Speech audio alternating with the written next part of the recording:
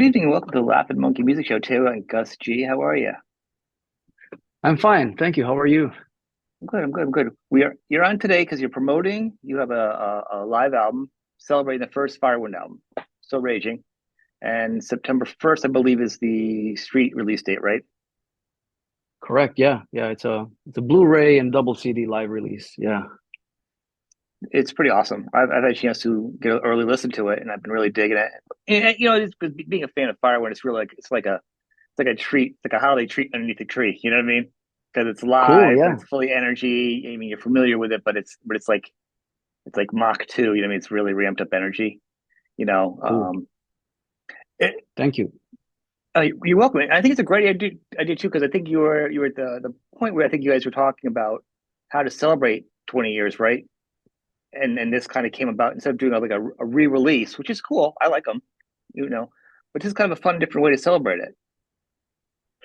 it. Um, I mean, originally that we definitely didn't have any plans to make like a video recording to film any concerts or anything Right. because you have to think like still early 2022, it's still pandemic. It was winding down and like everything happened really fast. Like we were at home for 2 years, and all of a sudden things start opening up. First country of all was America. We came Yeah. over, we did like the cruise, one of the cruises in Miami, and then we came back, and then we got an offer to replace a band on the Dragon Force tour. Their special guest had dropped out, and then they're like, I Herman is a friend, and he said, "Dude, can you do the tour? It starts like in 6 or 7 weeks." I said, "Oh man, I got to get out of the house. I'd love to do this tour." So we did it we jumped at the last minute. We made the visas happen somehow. I don't know, but we made it happen. So all of a sudden, from sitting in the couch for 2 years, we're back on the road doing like, a coast to coast tour in America for 5 or 6 weeks. And then came back, did a couple of festivals. Europe opened up a bit slower. Anyway, so we had these two shows in Greece. We were gonna Mhm. celebrate. We put out like a vinyl release of the debut album, like a limited thing, which was like a DIY project. And then we had these two shows right at home, and we were like, okay, that's gonna be it. And then all of a sudden, we had the opportunity to film the hometown show here in Thessaloniki. This is where I'm from, and I mean, the opportunity came up. I knew the guys that own the film company, and they approached me about it. And I said, you know what? Why not? Let's just have the footage and we see what happens with it.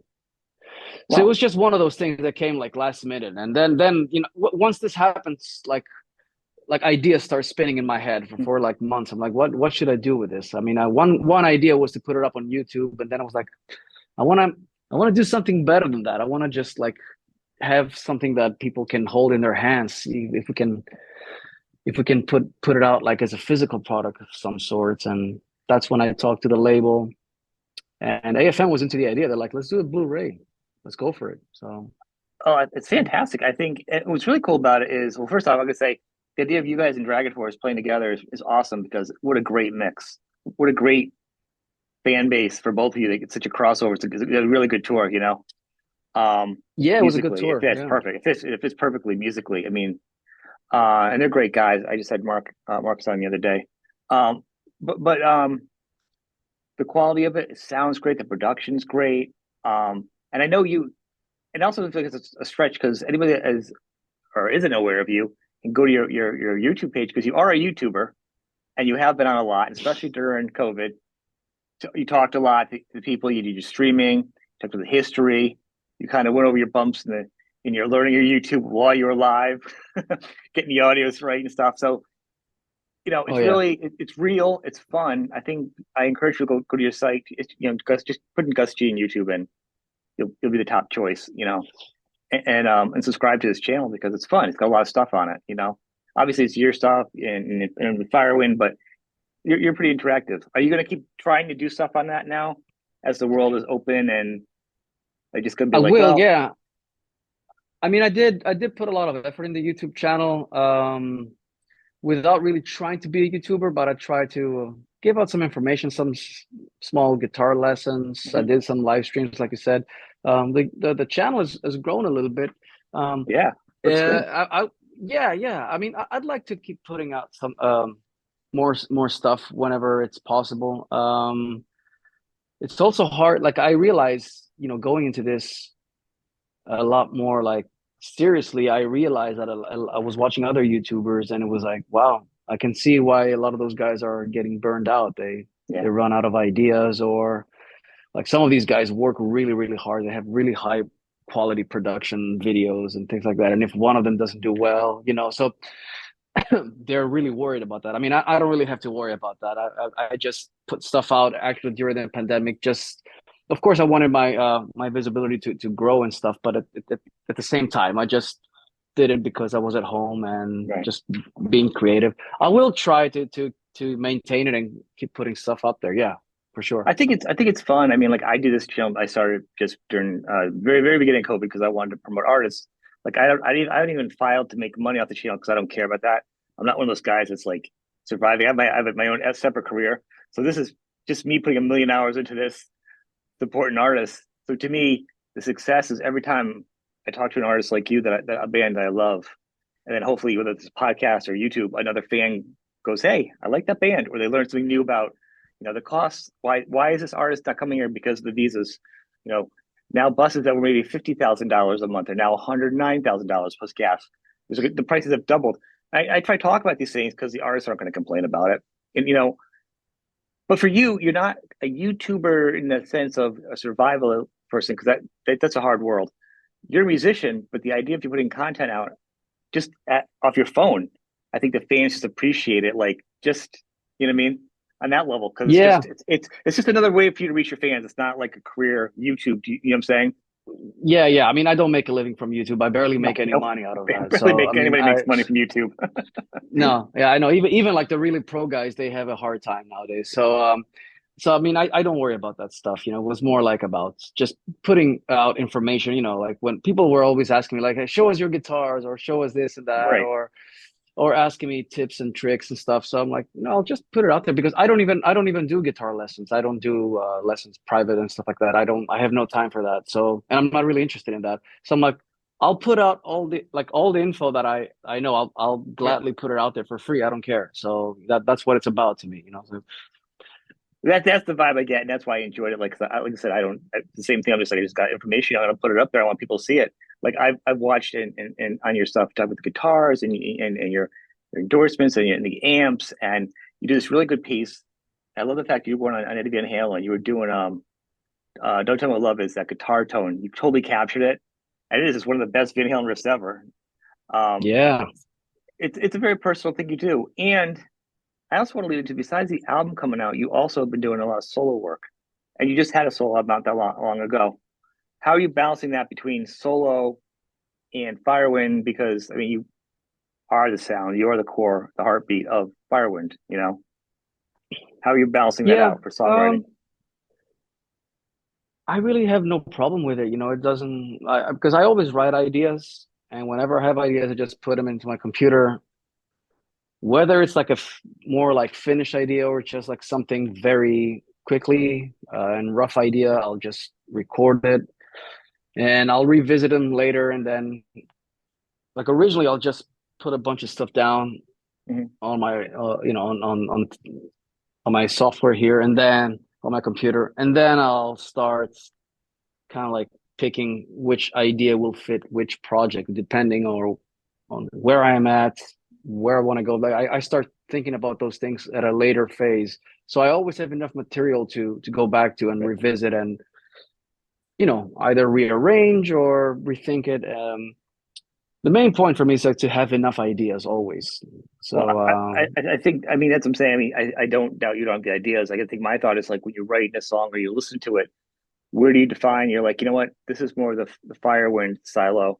This is more of the Gus G silo. And like, what are the parameters you have for each of them? Like, how far you'll stretch out? Because having a solo band or a yeah. project, you can kind of do what you don't do with Firewind. It's supposed to like if Firewind could do everything if you didn't have it. You know what I'm saying? Like, it feels like you have a Well, the thing division. is, the thing is with Firewind, we cannot do everything we want. Like there's a certain limitation. Even though, of course, we have full artistic freedom. By now, the band has a certain sound and style, so it's not like we can deviate from it too much. Um, Sure, you can. This is rock and roll, man. You can do whatever you yeah, want. That's why you yeah. started I doing mean, music. So not following the rules. We have experimented. We always try to add some small elements to every record a little bit and try to evolve the sound. But I mean, what I try, how to say it? I try to describe it Well, I best. think your fan base may Like have you more locked in, more than you. maybe, yeah. I mean, when I put a solo record, for example, like when I did the first two solo records, I just wanted to collaborate with different singers, and Mhm. I just did that. I just worked with different people, and then all of a sudden, I went into like a power trio thing on the next record on Fearless, and then I put out Quantum Leap, which is a full instrumental record. Yeah. So what I'm saying is, I obviously Firewind cannot do that. There's a certain path that we've chosen and we follow, and we've established a certain sound and style, and we are building upon that. So we look at it like how to build up on what we already have. Um, and then like the solo thing started just out of a necessity of me to just branch out and do other things that I probably wouldn't put on a Firewind record. That's where like the first two records I tried to do more like a alternative American radio rock music, and then I just went from there, and then I tried other things out. Um, so it's cool to have both projects, honestly, because stuff that will sound more rock, or maybe stuff that is going to be like instrumental, purely guitar instrumental music, I'll just Mhm. keep for the solo stuff. And then, the more traditional metal sounding, it'll obviously end up on a Firewind record. I think people are learning now. I mean, that it's great to have other projects and be in other bands because you're writing with other people and you're being creative. You're not getting just stale with the same people. So you're kind of coming back, you know, to the same band again, but you already had all this other experience. So you're not getting bored with the same people for 10 years, less breaking up, less jealousy. You know what I'm saying? It feels like you're always fresh. And we've learned with the pandemic, and you've learned, I mean, no gigs forever, no bands forever. I mean, Ozzy, I was really introduced you to Ozzy, but like I said, Ozzy has had a million fantastic guitarists. So to consider yourself one of them is such a great thing to be aligned with those guys. But there's no forever ever thing. So it's always great to have a lot of things going on, I think, for a musician, you know. Yeah, yeah, yeah. I mean, yeah, you definitely cannot take a gig like that for granted. And like, yeah, like you just said, it's good to keep it fresh. It's good to do new projects every now and then. Like I always ask myself before I start something, like, where do I want to go with this next record? What is it that I want to do? Like it's so that's like a very basic, but at the same time, very philosophical question. So then I go into these thoughts like, okay, that's when my mind starts getting creative. Like, what is it that I would like to do? Maybe, like during the pandemic, making that instrumental record was the right time and the right place to do an instrumental record. Like I was people always ask me about it, and I always thought about it, but I never really had the time of the day to sit down and plan this out properly. And then, during the lockdowns, I just sat there and I was like, I probably cannot meet with anybody else in the studio, cannot work with any singers or anybody else. So I'm just gonna write everything here in my home studio. And it was a good time writing that record, and it helped Probably me get healthy. through the lockdown. Yeah, Yeah. yeah, it helped me get through the lockdown and helped me keep my mind busy. And at the same time, it was like a very quiet time where nobody bugged me. Like there was nobody from the record label asking, or no booking agent asking, what are you gonna do next? What are we gonna? So it was just like me there sitting in front of my computer playing guitar. Yeah. Do you think it's inspired you to maybe want to write more for other people, other songs, or like compositions for movies, or even maybe do like some even like unplugged, like more like an acoustic string type music for fun to challenge? Like, has it opened other thoughts? Like you're like, I could kind of go here with this kind of, Hmm. you know what I mean? I'm not sure. I mean, I like cinematic music and all that, but to make that decision and to go into a different type of world, Not for a totally change, just to write something different, just to write. If you have a couple fun songs that you write, you're like, oh, I could try this and yeah, throw it out there, kind of. I mean, because your music's pretty inspiring, it's pretty high energy. It could, I mean, actually, any of your music could probably already go into an action film as it is. yeah. But you have to think that that's a different lobby. That's a different world. Like it's not something you can get that much. No, Like we are in our own heavy metal world bubble, and then that's a different world there. So, like if I said I was gonna start making that kind of music today, it would take me probably another decade to get into that world. and Right. maybe have any success or any connections into that world. So I probably wouldn't waste any time doing that.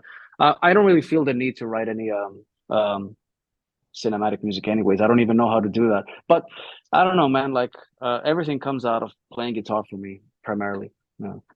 It's only because I've speaking to other musicians. Sometimes they, once the flood, as I said earlier, the floodgates open. They've got all kinds of like, well, I'd kind of like to try this, and I'd like to try this. Just even not for financial success, just to kind of throw it out there, just because you're an artist and you want to create. You're not. I mean, you're successful in your solo career and in Firewind, but if you're just writing other stuff just because you want to write it because you're an artist, Yeah, that I was mean, more the if I question, feel the not need to about write something, yeah, if I feel a need to write something like that, I'll do it. And I think I will use my solo projects to as a vessel to put out music like that. If I want to experiment more, and if I want to do other stuff, if I want to do an acoustic album, if I want to do a symphonic album, if I want to yeah. do like a cinematic album, I will do it under my own name, not under a Firewind, obviously. So yeah, yeah. If that's what you're asking, yeah. But I It wouldn't really is. try to make a career out of out of like trying to establish a different style Oh now. no, no, It's no. too late. Actually trying to get into cinematic thing is probably harder. You probably have a better chance nowadays if people listening, if you're in a band, to get to just being a rock band and making it than you do to cinematic music because it's even harder. Exactly. It's even tighter in a smaller group of musicians. Yeah, I'm aware of that, but I mean I meant like just as a creative entity. But so I just we'll cycle back to the end of this as we go in. New music, Firewind. This is going to come out in September. You have a couple gigs out there. You're going to try touring on this a little bit, or do those few gigs and then write the new album? Or really, where are we at with that? Yeah, the new album is finished actually. Oh, We mixed it, mastered it, we delivered it. We're just in the process of picking out the singles and getting the artwork done. I think we should be ready by sometime end of September with everything. We're not gonna tour behind this live release. This is more like kind of like a special commemorative thing, yeah, and it's kind of like an in-between thing, in between release before the next album right. comes. So yeah, so we're just gonna put that out. We have a couple of festivals left until the end of September, and I think probably yeah, sometime this fall or winter we're gonna start rolling with new music, new singles. So hopefully the fourth quarter release right for the holidays would be a nice thing for for an album. I think we're aiming for early 24 for the new album. Like Wow. Mhm. so yeah, it's not like confirmed 100% yet, but the discussion is like early 24. I don't know which month yet or which date exactly, Not hold you but to it. yeah. I didn't even know you guys were 100% done yet. I knew last time I read that you guys were in the process of finishing it up. And that's why sometimes when bands are finishing up, they're like, all right, this album, this live thing is a celebration and a holdover. We go out, we play a couple live dates in between to keep fresh while we're in the studio type of deal. And there's a new piece of material out there for the fans. I Right. wasn't sure where you guys No, already got it so we're locked down done, and and ready. like no, right now, I mean, we're putting together the tours for next year that are going to be the new album tours. So Mhm. it's good. I'm excited about all these things. I'm hoping all the plans can come together nicely. It's not as easy anymore, so but we're working hard. USA on the tour, plan twos at some point. You're trying to get over to US.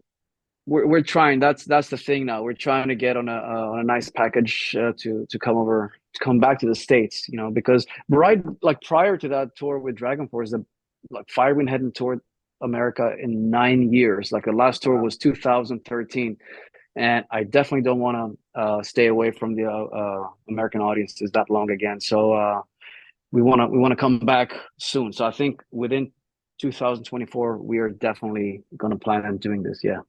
I mean, it's hard and for bands that aren't aware. I mean, it's not like when you go from Europe and everything over to the US, it's not like these, I don't know, these $8 visas people are complaining about uh, later on getting charged or something. It's a whole process of the band and if they bring crew Hmm. over, then they got to rent vehicles and then they get merch comes over and the merch gets taxed coming in.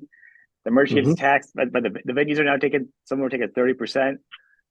There's a lot of financial challenges for band, if even just to break even for some bands, just to get Hmm. the exposure to the fans.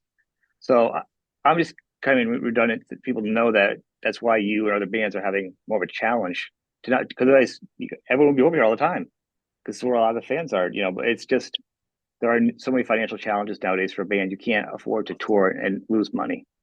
You have bills. Oh yeah, Everyone's got bills, you know? absolutely. Yeah, I mean, tour. I always say that touring is an expensive hobby, and it costs thousands of Yeah. dollars to keep the show on the road every day.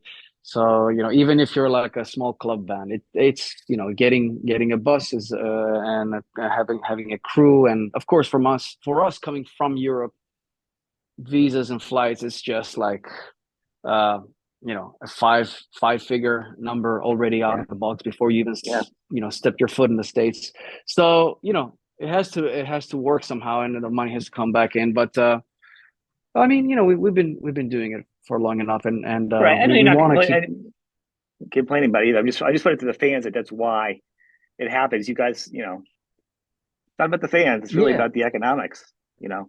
yeah. So yeah, but we wanna come back and play for our fans. We wanna show up. I don't want to just I don't want the band to stay away for Yeah. like another decade. So yeah.